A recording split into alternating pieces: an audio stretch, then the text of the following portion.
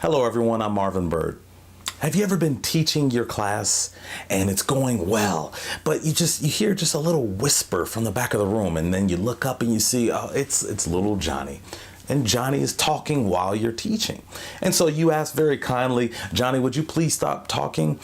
And Johnny, he just morphs into this ball of negative energy, and he just gets upset. And he says, you're picking on him. Why are all these people in here that are talking and you're picking on me? Well, you're a nice person. You're trying to calm Johnny down, explain to him that I'm just trying to teach. And you're reasoning with him. And that reasoning, that just bounces off of him. It just deflects off of him like a bullet would deflect off of Superman. And so now this whole thing devolves into a verbal match between you and your student. And the students are just watching to see what happens next. And you know what they're not doing? They're not learning because you're not teaching. You're engaged in this verbal battle with Johnny. Does that ever happen to you? That's okay. Don't be shy. I know. But here's the thing. Here's the way to eliminate this, because that was me. But I'm a facilitator for Love and Logic, the 9 essential skills for using love and logic in the classroom. Now, Love and Logic, what it does is it reminds us that we should never, ever, ever be engaged in an argument with a student. As a matter of fact, Love and Logic helps us to neutralize arguing altogether. And you know what that's going to do for your stress level? That's going to take your stress level way down. Now, in this video, I'm going to give you 3 reasons why you should never, ever, ever engage in an argument with your students. Now, before we get to that, I want to take 60 seconds to tell you about our sponsor for this video. Today, our sponsor is Rodan and Fields. As you can see right here, these are skincare products to take care of your skin. And these products, they have, there are multiple steps to these products depending on what you want to do. So here we have the reverse, those of you who want to reverse the aging process. Also up here we have the unblemish for those of you who may have a few spots on your skin that you want to just clear up. That's this process right here. And then for the fellas, I can tell you, I actually tried this one right here. This is for the guys. You can actually shave with this one right here, as I have an issue with razor bumps. And so I've started using this, and I can tell you, I can report to you that it has really helped out. It's really cleared my skin up, and I'm not as scared to shave anymore because of those pesky razor bumps, how they would just keep popping up. So I really, really like this. I really suggest it. You can find a link to check out these products, maybe order them if you'd like, in the description section of this video. So the number 1 reason you should never, ever, ever argue with students is because they're so good at it. And you don't know, they could have had years of practice with their arguing skills. And so they're willing to practice as long as it takes because it's able to get them somewhere. You just never know where they receive their training. And so they figured, this is all I know. Arguing is the only way that I know to get what I want.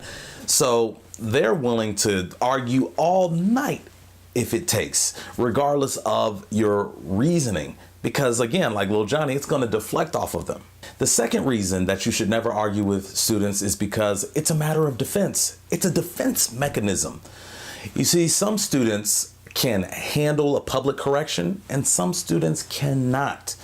Some students who can't handle a public correction, they feel a pinch.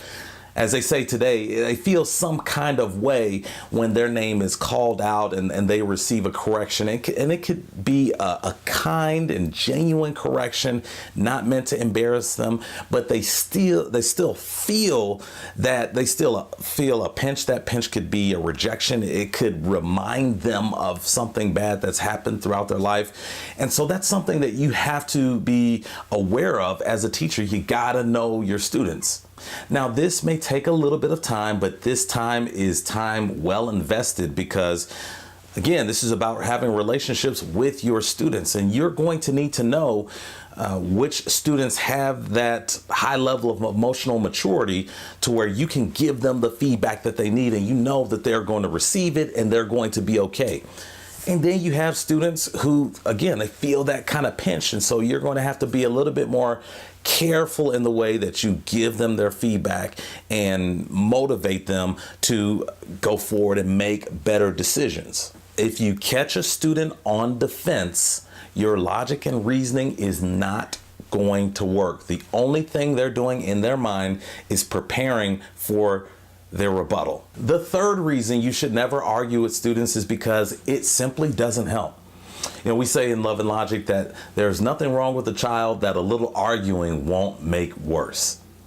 We want teachers to build relationships with students. Now, we want teachers to build positive relationships with students, not toxic relationships with students.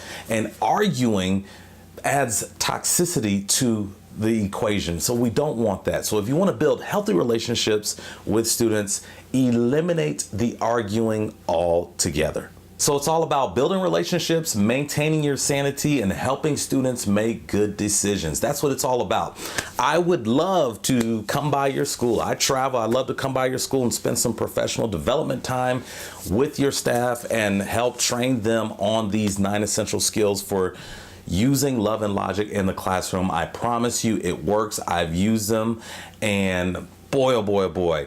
You talk about decreasing teacher burnout, decreasing stress, building the stronger community, building relationships within those classrooms, establishing strong leaders in each classroom throughout the building. That's what the 9 essential skills can do for you. So just use my contact information at the bottom of your screen right here. Get in contact with me, and I cannot wait to hear from you. Thank you so much for watching.